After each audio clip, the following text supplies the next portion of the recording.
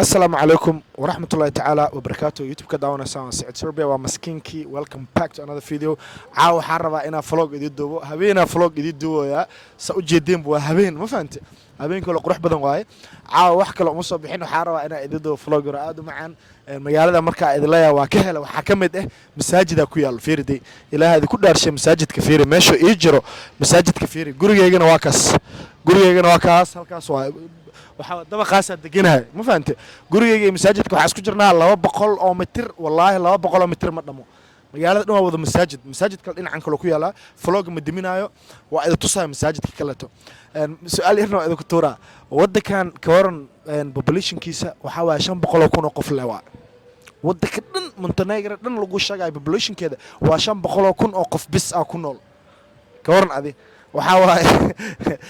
madiina kaliya bis ku filan ya madiina kaliya dadka degan dhan hadee shaqada dagaal gaarto intaas dhiga kafta waaye laakiin waa bala yaabana ka hor wadan dhan populationkiisa 500 oo qof bis leh waaye ma sha Allah wala waa kale okay midda labaad ka hor masaajidka fiiri marka idilaa ma sha Allah wadankan waxyaabaha ku jeclaado waxa kamid ah cunadeeda aad u macaanta cunno fiican ay ku siinayaan oo xalaal ah xaraan ma cunaan oo aan ka wado wadankan Montenegro xogaa macnaha goboladiisa aadna uma kala fogo waa magaalo iska yar laakiin meesha hadda ka deganahay hooyga ku suganahay waxa waaye waa wada dad muslim wada degan ma sha Allah masaajidka meesha ku yaala soo jeedin ku kala intuu ku yaala waa tus doonaa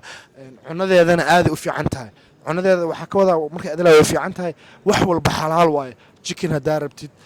baasta hadaa cunaysid wax allaala cunaysid xalaal waa ma fahantay doofaar ma cunaan cid nasab dhalo waa meesha marka adala waa ka helay wallahi waxa waxyaabo kamid waxay tahay cunadeeda aad u fiican tahay masaajidka meel walba ku yaala dadkooda waa dad iska ma sha Allah ciao dadka waxay la yaabiyeen dadkan luqadeeda aan ku hadlay xislaan ninkan wax uu ku daldalmaayo maxaa waay camal ma fahantay anaga waxaan naga ma galin vlog iska duubeena laamiga iska soconaa dadkooda saan waaye ma fahantay marka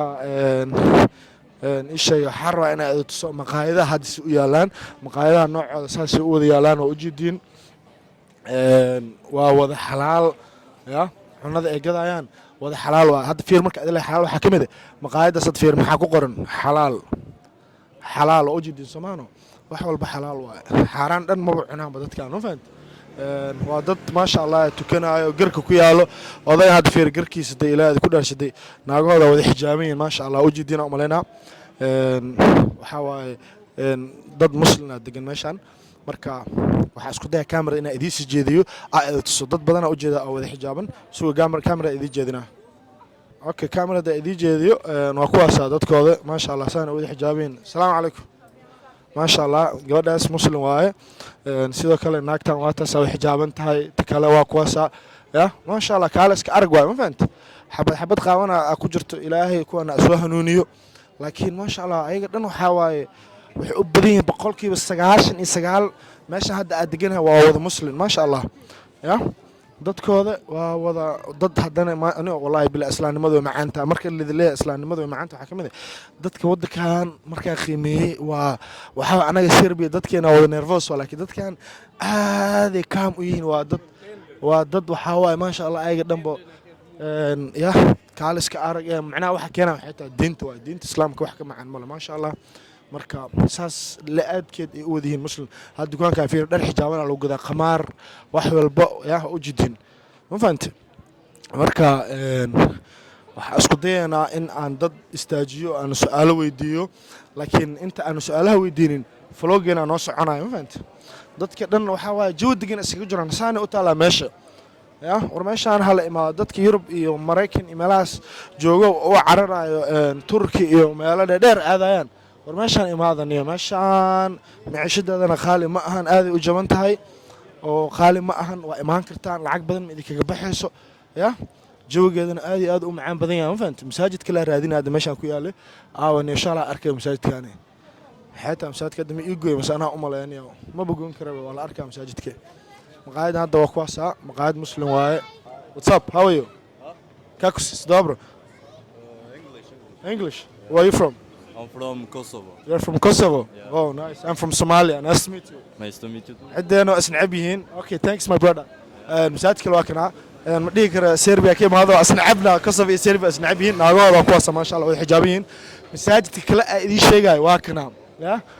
ما شاء الله مقاعدان سيدا كلا وجدين عنا ذا حواي عنا ما شاء الله هايان وربيش عن هالي ماذا مساجد كن واكس يا الحمد لله وحا كفر حواي ما فهمت لكن هل مد كوكل دمين هل مد كوكل دمين كوكل دمين حتى كلابا حاك كفرن مساجد كنا واكنا فيريا انت اسكو حين بس لكن waxaas kalaab ma ahana umaleena ma aqaaniyo baar waa umaleena anyway waxa waa ka gudbeena masaajidka waa kana ma sha Allah soo jeedin masaajidka halkaas ku yaala xeebtana waa taas hadda tagi doona ninkan islaam waa ma sha Allah naagtiisu xijaaban tahay alxamdulillah xeebta waa tana intay ku taala waxa isku dayaa inaan lugeeyo oo aan dadkan aan iska dhex lugeeyo ma fahanti sababtoo ah dadku waxay u badan yihiin boqolkiiba 80 dad aan English aqoonin waaye oo luqadda Serbian kaliya ku hadlayaan ma fahanti marka dib ma lahan muhiim aan inaan qof wareysto muhiimadda waxay tahay in adika aan vlog idii duubo vloggeena uu noo soconayo xeebta waa taasa halkaas ku taala xeebta inteeda ka tuso habeen waay ma arki kartiin oo maleena laakiin waa taas midda labaad maqaayadaha meeshan boqolkiiba 200 xalaal waaye ma fahanti wallahi baan idin sheegay boqolkiiba 200 xalaal waaye sababtoo ah waa waxyaabaha ku jeclaado waxa kamid ah maqaayadahooda ma sha Allah dadkooda joogeedu iska macaan badan tahay kaale iska arag waayo ma fahanti xeebtana waa taas dadka inta iska fadhiyaan waa nimco ilaahay ku sii waa nimco haduu ilaahay ku siinaa waa kana wadankan ilaahay nimco sii dadkoodana waa yar yihiin ma sha Allah gabadha sad muslim waaye fiiri meesha marka islaamka aad ugu badan waa kuwaas ma sha Allah way xijaaban tahay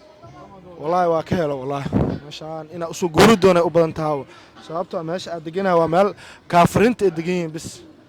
كافرين وحكوا عشان إسلام ما دقينا مو فهمت هذا هبرتنا كل ما شاء الله وحواي إسلام واي إسلام ماذا واكهلي مركا رونيا مشان مال لقى مغنى كرما هني dadka joogo Mareykan iyo Yurub meelahaas asoo boqdaan meeshan intaas aad yani meeshan ina soo boqotaan isku daya maqaayadooda kuwaas wada xalaal waaye cunada rabtaa ka helay waxa rabto xalaal waaye waa wax garantiye ah ma fahamte wax oo xaraan ah dhan ma wax xaraan ah dhan ma bogsinaya ma fahamte sababtoo ah waa meel islaam oo degan yahay waa meeshan doofaari waxaas ma ka helaysid ma fahamte marka fariintan waxay ku socotaa on dadka mar walba dhahayo siciido hadaa meel tagto nooga soo dub vlog qurux badan iyo waxaas waa kana vlogii qabsada asoo weyn idin soo duubacaa wallahi vlogan wuxuu ku socdaa wax kale kuma socdee dadka jooga Mareykan Ingiriiska Europe iga daawanayo meesha la soo booqdo nimayo tala waaye meeshaan tala ay siinaayo waa meeshaan la soo booqdo hoteeladeedana askaas waaye 5 star waa wajida ma shan xidigo wata marka maxaa kale oo soo ka dhiman hadii wax kale soo ka dhiman yihiin waa ay sheegi kartiin waa ay kaga jawaabaya ma fahanta sababtoo ah meesha aad tagaa mar walba waxa jeclahay inaan wax qurux badan aad kaga soo duubo ma fahanta wax qurux badanna waa iga haystiin marka